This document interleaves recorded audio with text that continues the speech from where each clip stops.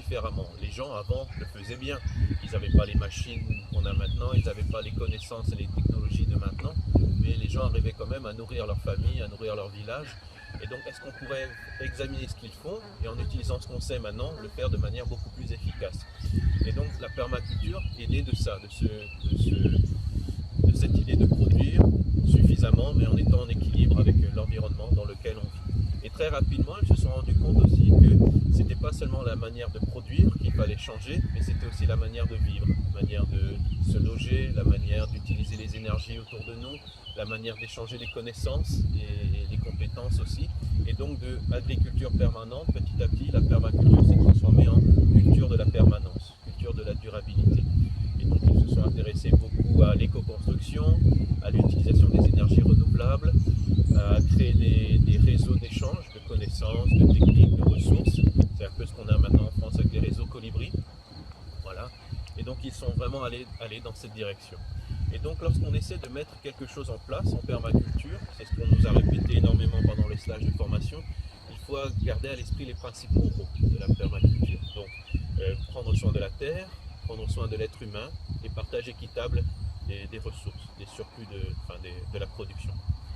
Et donc c'est quelque chose qu'on essaie toujours de garder à l'esprit parce qu'en fait si on prend l'exemple du mouvement bio, on voit maintenant que des soucis commencent à apparaître. Au départ, le bio, c'est né d'une réaction, on ne voulait plus des produits chimiques, on ne voulait plus polluer la planète, on ne voulait plus détruire l'environnement. Et donc c'était réservé à un petit noyau d'activistes qui étaient convaincus. Puis on regarde maintenant 40 ans, 50 ans plus tard, ça s'est démocratisé. Maintenant on va un peu partout et on trouve du bio sur tous les étalages. Mais malheureusement le bio commence à être victime de son succès. Maintenant on arrive à du bio quasiment industriel, produire en masse, encore et encore. Et même si on va par exemple à la Biocoop, on regarde dans les étalages, et c'est bio, c'est vrai, mais il y a des produits qui viennent de l'autre bout de la planète. Voilà, du quinoa par-ci, des produits exotiques de là. Et donc au final, essayer de sauver la planète en ne la polluant pas, mais en faisant venir des produits de très très loin, ça n'a pas de sens en fait. Et on a lu un article récemment qui expliquait qu'il y a énormément de fraude alimentaire aussi. C'était quasiment quoi, 20%? Oui. 20% des produits en fait ce qui est sur les emballages ne correspond pas à ce qu'il y a dans les produits. Et il y a même en fait beaucoup d'organisations criminelles qui ont saisi le truc du succès du bio. Et donc ils vont acheter des produits en Europe de l'Est ou en Afrique du Nord, les ramènent ici, on les réemballe, ouf, on met le tampon dessus et tadam, voilà. Et donc il y a plein de magouilles et d'embrouilles qui se produisent comme ça. Et donc en voyant ça, dans les mouvements en permaculture, on essaie de garder à l'esprit que ces trois principes de base sont vraiment très importants. Donc prendre soin de la terre, essayer de ne pas la polluer, essayer de ne pas la détruire ou l'appauvrir. La permaculture est aussi une forme d'agriculture régénérative. Donc on peut prendre un terrain qui a été laminé, on prenait les vignes à côté, qui pendant 15 ans, 20 ans ont été arrosées, traitées et travaillées sans cesse. On pourrait très bien, en prenant le temps, régénérer cette parcelle avec des techniques en permaculture. Et donc prendre soin, ça ne veut pas seulement dire ne pas abîmer, mais essayer de redonner de la vie, essayer de redonner de la force, de la richesse à cette terre. Ensuite, prendre soin de l'être humain, c'est voir comment on peut subvenir aux besoins de l'homme en étant en équilibre avec l'environnement dans lequel il vit. On dit souvent, on est ce qu'on mange. Quand on prend le temps de regarder ce qu'on mange, après, il ne faut pas s'étonner, les gens sont malades. Bon, il y a beaucoup d'autres facteurs, je ne dis pas, mais en l'espace d'une, deux générations, les cancers, les allergies, l'obésité, le diabète, ça explose dans tous les sens. Et donc ça aussi, c'est important, se poser la question, qu'est-ce qu'on mange? L'autre aspect de ce principe moral, c'est regarder en fait ce qu'on consomme, parce que ce qu'on mange, c'est pas seulement ce qu'on met dans sa bouche, mais c'est ce qu'on consomme au quotidien, ce qu'on voit à la télé, ce qu'on voit dans les journaux, et ça aussi c'est une forme de nourriture. La peur qu'on nous nourrit au quotidien, le doute par rapport aux autres, la méfiance, etc., c'est des choses aussi qu'on nous balance encore et encore. Là avec les élections, on y a le droit comme il faut. L'année dernière, on a une famille qui était partie en vacances, qui était partie une journée à Bordeaux. Ils ont pris le train depuis Sainte-Foy-la-Grande jusqu'à Bordeaux. Ils ont eu une super journée. Et sur le retour, en fait, malheureusement, une voiture a coupé le train au passage à niveau. Le train a tapé la voiture. Bon, il y a eu un accident. Mais cette famille hollandaise nous a dit, en l'espace de quelques secondes, il y a eu un vent de panique dans le train parce que les gens étaient convaincus que c'était une attaque terroriste. Au milieu de nulle part, en pleine campagne, sur un petit train. Et bon, ça aussi, malheureusement, c'est l'un des fruits de cette nourriture qu'on nous a fait ingérer encore et encore. Et le troisième aspect de prendre soin de l'être humain, de la nourriture, c'est de nous demander aussi qu'est-ce qui nous nourrit dans la vie, qu'est-ce qui nous donne vraiment un sens. Et la société dans laquelle on vit, malheureusement, le stress, le burn-out qui explose encore et encore, la dépression, la peur, etc., c'est un fruit en fait de la société dans laquelle on vit. Donc qu'est-ce qui nous donne vraiment un sens dans la vie?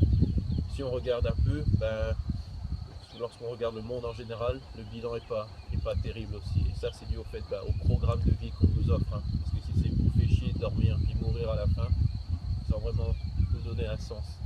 On ne s'étonne pas que dans les sociétés civilisées où soi-disant on a tout, les taux de suicide sont les plus élevés dans le monde parce qu'il n'y a pas de sens.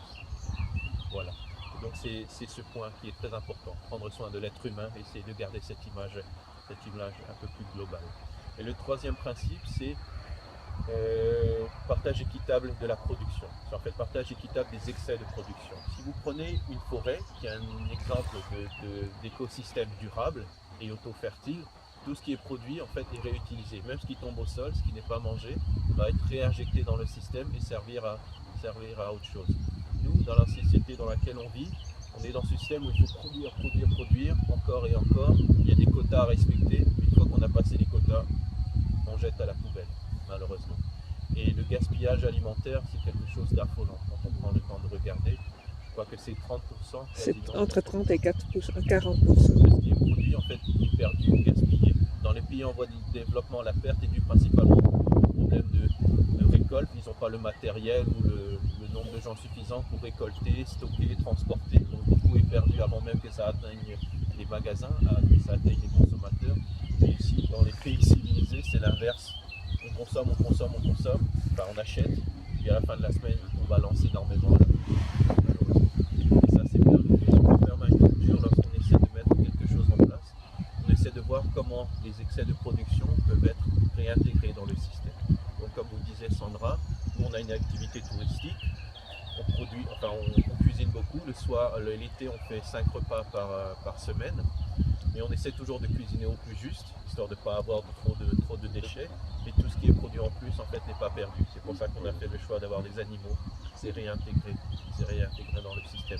Même chose dans les systèmes que vous allez voir, à l'exemple des forêts, lorsqu'on va tailler les arbres, lorsqu'on va tailler les arbustes ou arracher les mauvaises herbes, en fait, on ne va pas les jeter et les brûler ou les mettre sur le tas de compost, on va simplement les découper, les réduire en taille, c'est ce qu'ils appellent en anglais chop and drop, donc couper et laisser à même le sol, et donc au fil du temps, ça va se décomposer, ça va être réinjecté dans le système.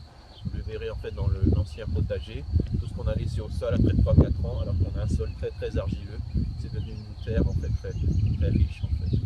Et donc c'est quelque chose qu'on essaie aussi de garder à l'esprit. Donc ces 3 principes moraux, prendre soin de la terre, prendre soin de l'être humain, et partage équitable